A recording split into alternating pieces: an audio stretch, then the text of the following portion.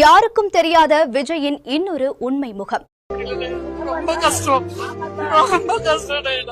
வரப்போற சட்டமன்ற தேர்தலில் ராயபுரம் தொகுதியில யார் வின் பண்ணுவாங்க நினைக்கிறேன்? விஜய் வின் பண்ணும் நினைக்கிறேன். எதனால என்ன காரணம்? புது அரசியல் வரட்டுமே, ஒரு மாற்றம் வரட்டும். குடும்ப அரசியல் இருந்து இளைஞர் அரசியல் வரட்டும். இப்போ விஜய் போது பாத்தீங்கன்னா என்ன காரணத்துக்காக நீங்க போறீங்க? விஜய் எனக்கு தெரிஞ்சு நான் ஆந்திர மகிழா சபால ஒர்க் பண்ணும்போது நான் நர்ஸா இருந்தேன். அப்ப வரும்போது ஊனமுற்ற மன வளர்ச்சி குன்றிய குழந்தைய 4 குழந்தைய தத்தெடுத்து அந்த குழந்தைக்கு தேவையான அனைத்து சலுகையும் வீடு வாங்கி